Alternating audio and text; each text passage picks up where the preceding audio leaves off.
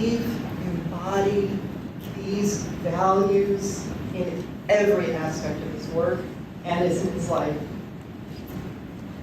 I've actually changed up my remarks a little bit here today because shortly before I came over, I was presented with some words that Steve would want to hear and are so incredibly meaningful. We received a letter from Steve's client, the client that he was representing when he passed away. And here is his letter to Steve. He's obviously spent a lot of time with Steve because it starts with, "Let the record reflect that my appointed counsel, Steve Cline, was nothing short of top shelf. He was dedicated, honest, and fierce in the judicial arena. His legal jousting set in motion an awe-inspiring courtroom drama that he would ultimately give his life in the defense of his client. That's just how he was. Steve was the sum of the best of us and a true champion of justice. I am honored to have been a friend in the end. He will be missed."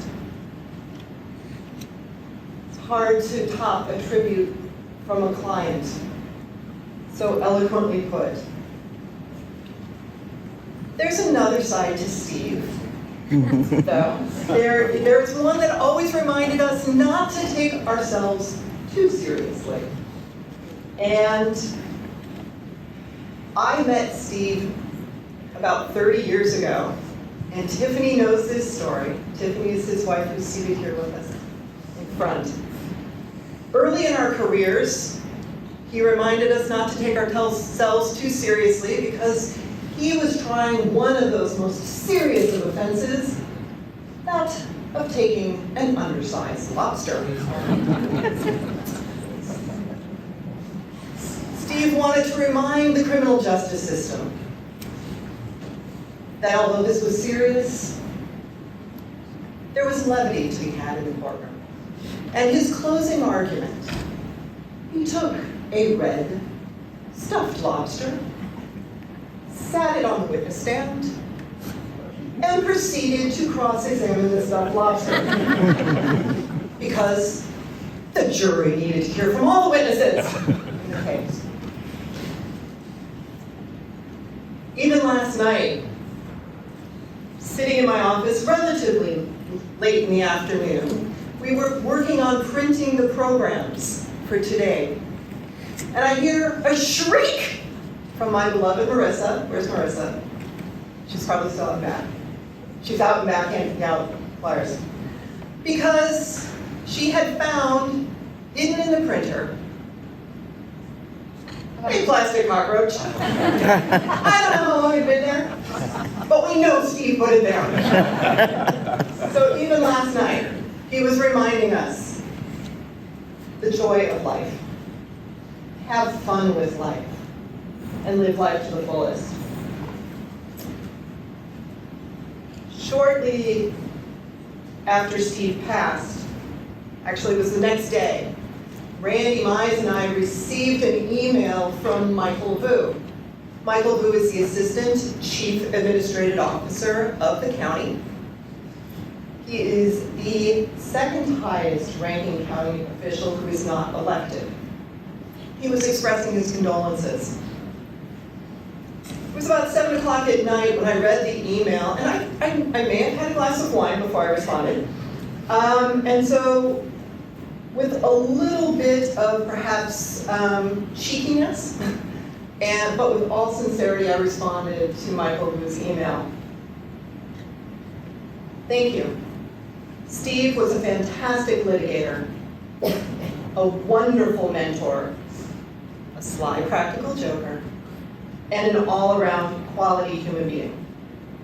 In other words, he was a San Diego County public defender. Oh. Good afternoon, everybody.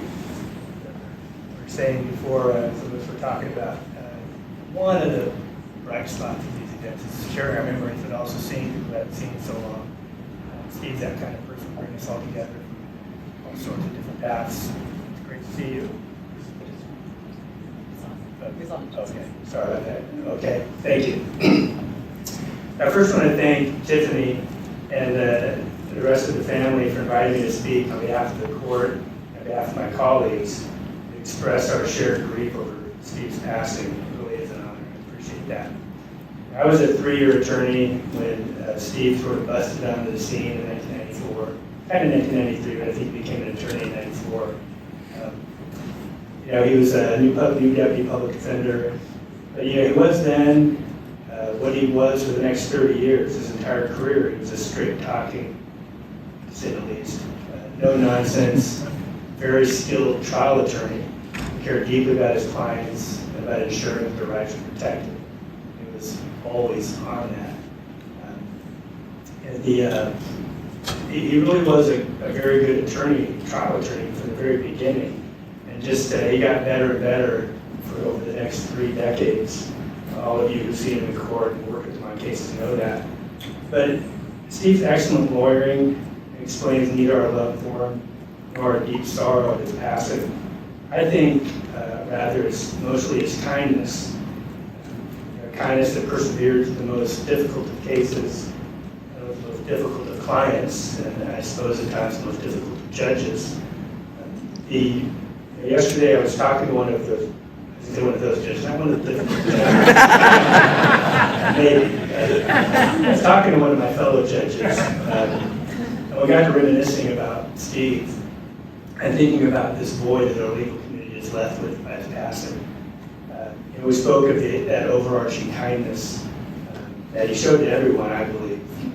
We spoke of the way he would mostly politely express his exasperation with some of our rulings, often without that many words. He had that wry grin and those eye crinkles that could say so much. We spoke of the relief, too, that a couple of us were just talking with Fred Lincoln and I were just talking about it. About, we'd be sent to trial or motion, and we'd see Mr. Cline walk through the courtroom doors. We're always happy about that. We're happy to see all of you, of course, but we're always happy about that. Because we knew we'd have a professional who would try the hell out of his case, but would do so while being kind to opposing counsel, being nice to the court staff and to the judges and commissioners. He had a lot of kindness and courtesy about him. At the same time, he was very tough. He knew he was a tough attorney, but he was fair and ethical through and through. And most everybody knows that Steve was in the judicial application process and was ever so close when we lost him. It says a lot, I think, about the diversity of the supporters in that effort. Probably all of you are in that group, but so many more. We had fellow defense attorneys, adversaries in a sense, the deputy district attorneys who were here, deputy city attorneys, members of the various bar associations, and a great many judges who were doing what we could to gain Steve as a colleague. And when I was, my fellow judge and I yesterday, when we were talking, we talked about what kind of judge Steve would have been, and lamented that the cruel vagaries of fate would deprive us of knowing. But thinking about it, is that true at all? I don't think it really is. I mean, do we not know with some certainty what kind of judge a Judge Cline would have been? I think we do. Do we have any doubt that he would have been what we knew him to be for 30 years, consistently be? That straight-talking, no-nonsense, skilled professional who would care deeply about the people appearing before him and who would continue to be kind to everyone. He treated everyone, and I think he would treat everyone on both sides in any dispute, the way he treated everyone in his life, in my view. That is respect, courtesy, and kindness. He was, like I said, a very tough attorney, I thought. That he'd be at a judge, he would have been a judge who attorneys would have been happy to appear before. And you know what I mean by that. I practiced it. All our judges are top drawers. But there are those that you just have to go through. It's the same as attorneys when they come. Things that can make the job easier. I have no doubt about that. And I think very few of you, if any, would disagree with that. So while it's true that fate can be indeed cruel, we have the memories we have. And I think that we can honor Steve by hanging on to them, by truly treasuring them. Those great memories, a great man. We miss Steve, and we're never going to stop missing him. I think we can honor him by trying to be like he was, to the extent we can, I know I do. Kind, courteous, and strong person. We miss you, Steve. Well, it's certainly a first. So many of you in this room have either been present or been directly responsible for making my clients cry over the years. And it's few people could get me as emotional as I've been the last couple of weeks, and inevitably will be over the next couple of minutes, than my dear friend, a man who I viewed as a father figure, a man who I viewed as a brother, a man who I viewed as an uncle, in between.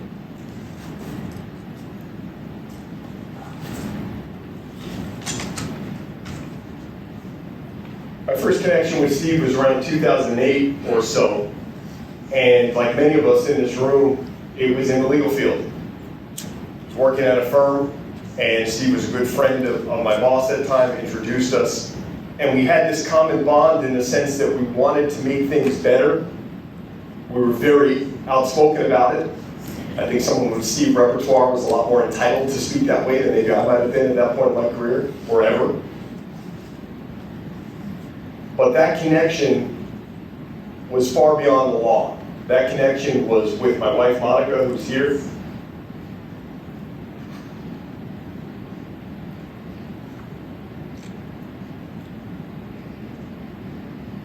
It's connection with my daughter, who's Steve's goddaughter, Tiffany.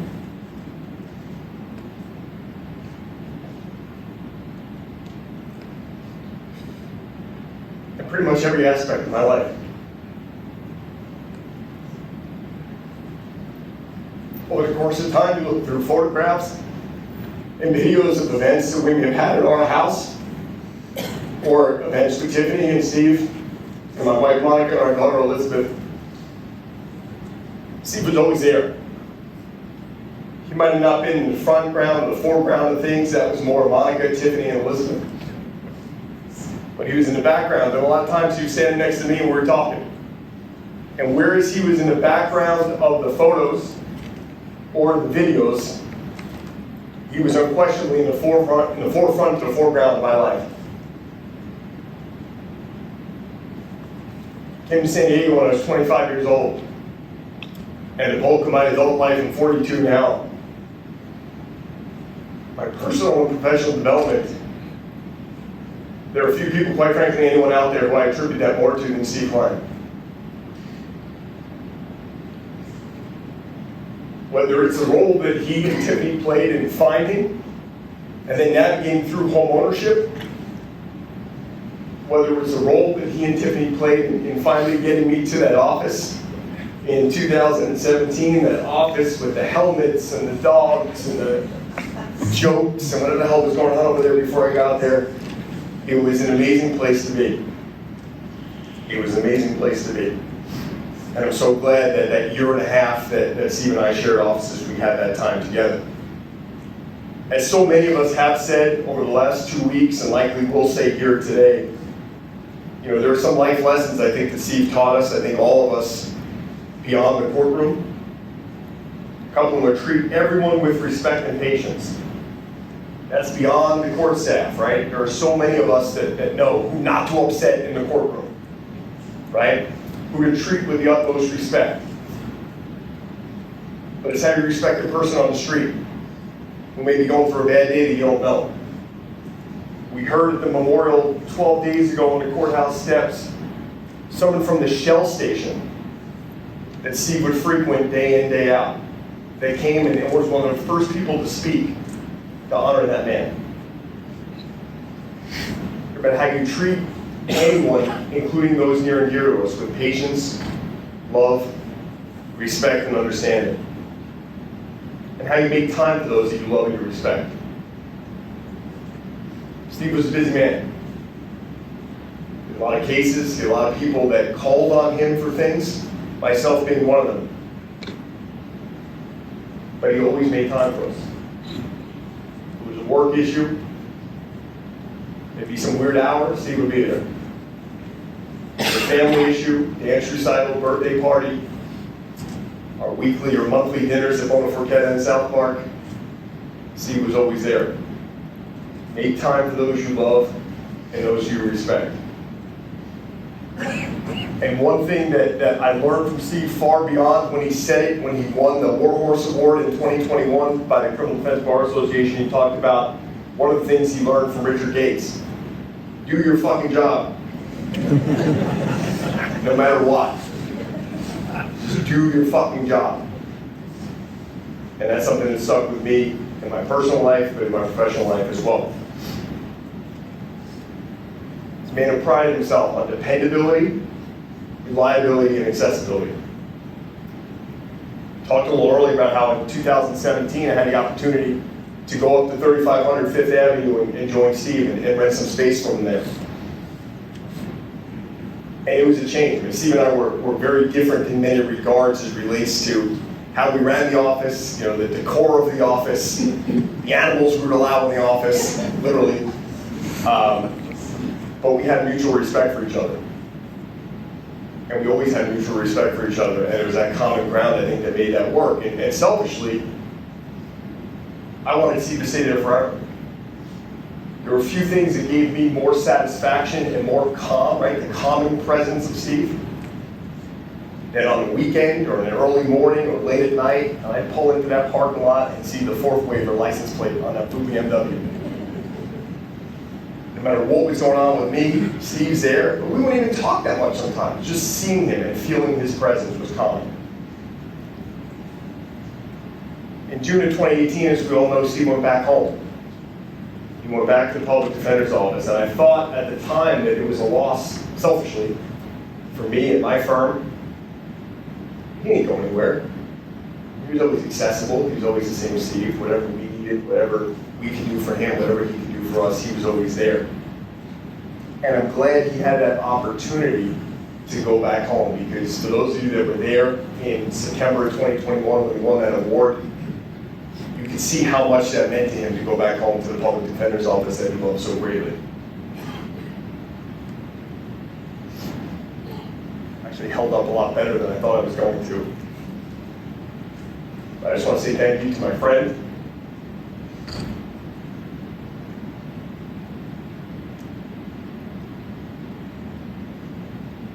That's all I can say. Thank you. Thank you. The award goes to the oldest public defender that's still a part of our department, and that is Richard Gates.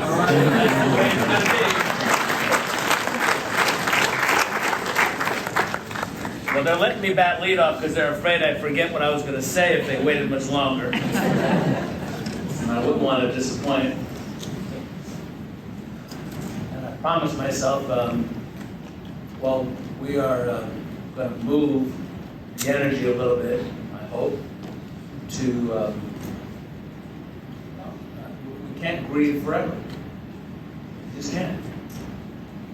Steve wouldn't want it, because life is for the people in this room to carry on and to emulate the qualities that Steve personified. I knew Steve when he was an intern, so I've known him for a long time, but I'm not going to talk about Steve, the lawyer. I'm going to talk about Steve, the 8-year-old, because Steve and I shared a common affliction of arrested development, which caused us to remain 8-year-old softball buddies for about 35 years. Yesterday, we were trying to decide how we were going to do the flowers. I asked him if they would do the team colors, our lot defense colors, blue and red with a little gray, and they hit the blue perfectly. But I wasn't voted down so much as ignored. Steve, of course, it might have been Arrested Development, but Steve actually had some physical skills and some talents. My physical skills were learned on the school bus in middle school when I was getting beaten up every day, which I can tell you is an incredible training ground for becoming a public defender. Some are looking down upon us saying, yeah, that's right, my dad told you elected, didn't it? I've been friends with Steve for a very long time, about 30 years. Greater part of my adult life, although the word adult's probably not the best one to choose from. Not the first that comes to mind talking about us. At the last service that we had at the courthouse steps, there was a lot of talk about poop. There was a lot of talk about Steve's jocularity and who he was, and really the reality is that Steve's humor was really part of his character and who he was. And it just didn't extend to his friends, it didn't extend to close colleagues that he worked with. It's how he communicated with people. Part of what his character was. Okay? Steve's humor was something that he connected with everyone he met by making them laugh. Okay? Steve Cline is the funniest guy I have ever met in my life. I can tell you that for a fact. When I first met him, I said, I'm going to be friends with that guy. Because he made me laugh. And he does that on a daily basis to everyone at work. He does it with his family. He does it with his friends. It's how he communicates with people, and it's how he gets things done. Steve had nicknames for everybody. That's how you knew whether you were in the inn or not. Okay? It wasn't Richard Gates, it was R.W. Okay? Cynthia Bolden was Golden Bolden. William Traynor was Billy the Teen. Barry Gibson was something, but I can't say it. Stew Dog, we heard about Stew Dog, right?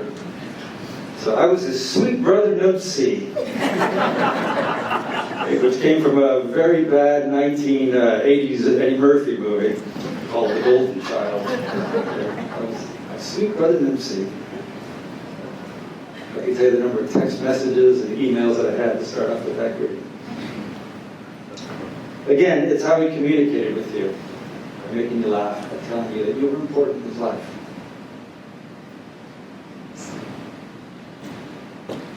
It was also an extension of his kindness. Steve was one of the kindest people I have ever met in my life. And again, kind to everyone. To his family, to those he was close to his clients. He expressed that kindness through his humor. And he was kind not just to everyone, not just to human beings. Steve was an animal lover. Steve had dogs, Steve had cats. Steve lived in downtown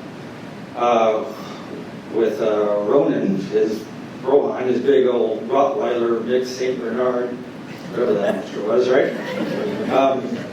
I remember sitting and telling him, it's like, man, you live in the middle of downtown, there's no patch of grass within 4 miles from here, and you got the biggest dog in the entire state. I said, what are you going to do about this, right? So one time I went, in his apartment, we went for a walk and took Rohan out to do his business on the concrete the way he used to. And I remember that along that walk, everybody knew Steve, and everyone knew Rohan. Right? People were always kind of coming up to him and hitting Rohan and talking to Steve. Business owners, okay? Patrons of the bars that were always there, okay? Homeless people. The homeless guys lived in the street and stop around, know Steve by name and talk to him. Just an expression of his kindness on a daily basis that he had not just at work, but that he had in every aspect of his life on a daily basis.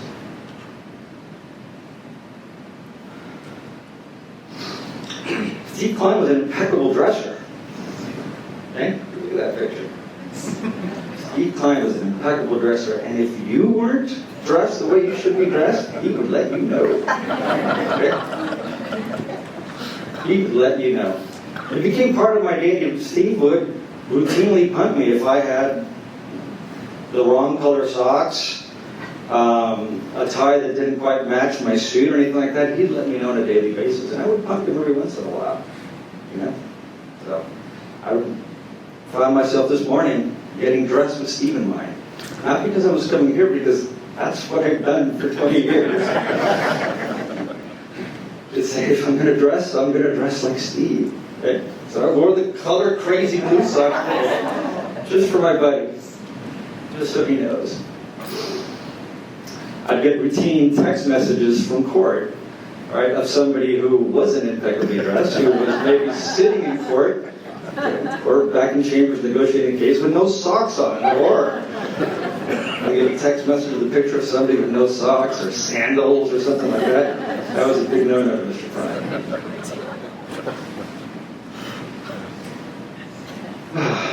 We kept you on your fashion toes, that's for sure. Steve and I used to go to movies together. We'd sneak out in the middle of the day after we'd do a couple sentencings, and we'd go hit a movie at the Old Horn Plaza. We watched a lot of movies over the years. Steve was a kid at heart when it came to movies. Big Star Wars fans, as many helmets and action figures in his office will tell you immediately. And I remember going with him to see the Top Gun sequel just last year. And we were watching, and as we were coming out, we enjoyed the movie, and we were talking, and he was saying, so, before I went to law school, I was thinking to myself that, what did I want to do? And I was like, well, either go to law school or I become a fighter pilot, right? And I said, what fighter do you know that you're going to fit in, huh?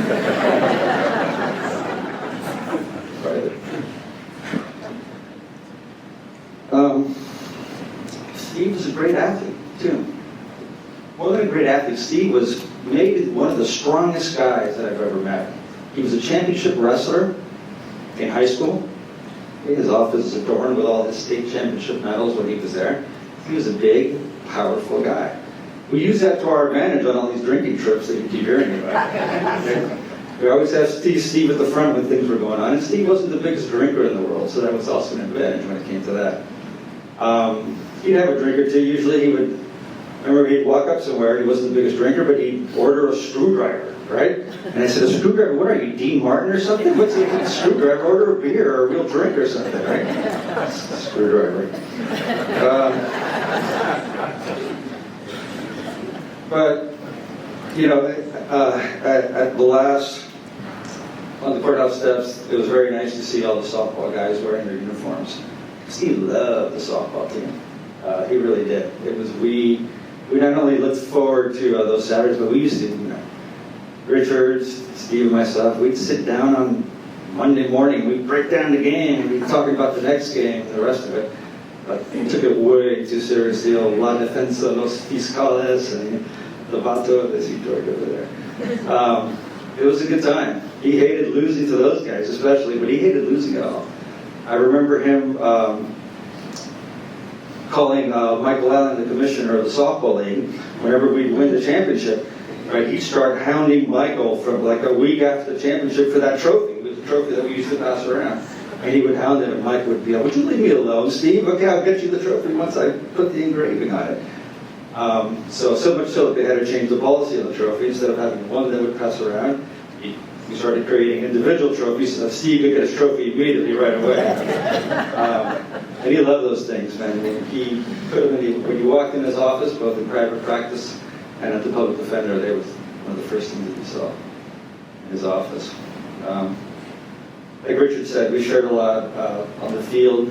It's where we became close. But more than just the softball thing, it's the friendship and the love and the chats that I'm going to miss more than anything else. He was there to make sure that people were on the right path. If he could get you on the right path, he would. If you wanted to screw yourself, then you're on your own. But for the most part, that's what he wanted. He wanted the best for everybody. He wanted the best procedures, the best deal they could get, the best help they could get. And if he could do it, he would. Every time. Trust me. He spent a lot of hours at work. I'd be like, aren't you coming home? And he'd be at the office. He didn't just, at work, he's just funny at home. He loved ERS. He always called Elizabeth, ERS, ERS. Why are you calling me ERS? Because you're ERS. And he would tickle her and just love her. And he just loved her so much. And then he had Sophia, my cousin over here, and she was only 7 years old.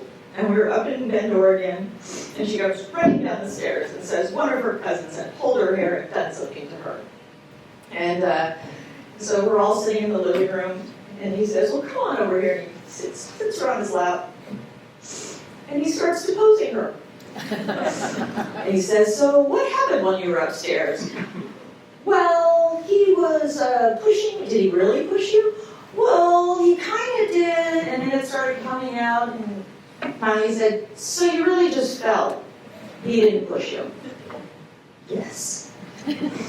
And so that was the beginning of a long relationship with her. She just was very special to him. I didn't even know he'd be texting her half the time because he just thought he had this bond with her, and he just loved her so much. He loved you very, very much. I tried to take notes on everything you guys said. When it came to baseball, I don't know if you guys remember the first time I went to one of your softball games. I got lost, and I came across the backside of, I guess, the grassy area in 4-inch heels, and a long dress and a hat. And they were like, who is that? And he goes, that's Sydney. It was me. Everything's always a reason to dress up. But he loved it. I'd like to think that he loved that eccentricity about me, and that I would try to bring to our lives. And he was just amazing. He let me get away with murder half the time. He did try to pull some lawyer crap on me sometimes when we were arguing. I knew it. I'd say, stop that. Because he was so good at it. And then he would try to act like he wasn't doing it, and he really was doing it. I was like, ugh. But he was so special. I loved to surprise him. Came home one day and he said, why does the house look different in the front? I'm like, I painted it while you were at work. You like it? Or he came home and my mom were at the house and I had bought 2 new couches. He did not know. But these things, you can't surprise Steve very often. But I loved it. I loved surprising him. We just went to England and I flew him to Scotland for a day. And I said, oh, it's just a day trip. And he was like, okay. Boy, we flew there because there was a restaurant he wanted to go to that we used to talk about that we'd seen on TV. And I thought, we're going to go to that damn restaurant where they serve the best scallops. And he's like, only my wife would fly me to Scotland for lunch. Yes, I will. I just feel so lucky. He gave to our friends. He did silly things. We were on the street one time downtown, and you guys know the Prince of Puppies? It's like a guy with a big, you think you have like watches? No, he had puppies. And my friends, David and Steven, had just lost their Shar-Peis. And I see this little Shar-Pei. I'm like, oh my God, it's so cute. Can I hold it? And he's like, yeah. And then I said, oh, it's so cute. And he looked at Steve and he goes, are you Steve Cline? And he's like, yes. And he literally practically threw me the puppy and started asking him about legal questions. I'm like, okay, I'm unimportant. But someone got a puppy. He actually ran back to the office, grabbed $300, came back, gave the Prince of Puppies some money, and my friend's got an amazing dog. But that's how he was. Just off the cuff, let's get a puppy. Okay. So I would never have watched Lord of the Rings. I never would have watched all those things. I keep thinking now, who's going to watch those with me? Because he got me, or I got him, but I don't know. I just know that he was amazing. That case that I went to in the beginning, it's the first case I went to. On Tuesday, it was the last one I'd ever gone to. He was so happy that I was going that morning. You look so nice. He said, you look so handsome. You're gonna kill it. You're amazing. You're always amazing. You're gonna win this thing. And I gave him the car. So he had a scooter. And he did. He always looked so handsome. He was always so amazing. There's no one who loved me the way he did. He would forgive my eccentricities. He would bask in them. He would enjoy them. He would think I was crazy. He loved me. By the way, he learned a lot about shoes, so if he judged you, it's my fault. I just thank you all. I mean, there's so many stories we could all share. I just listen so much. And I'm just so grateful that he touched all of you, as I know he would. It's just amazing. Thank you for coming today. He would be very happy. Thank you.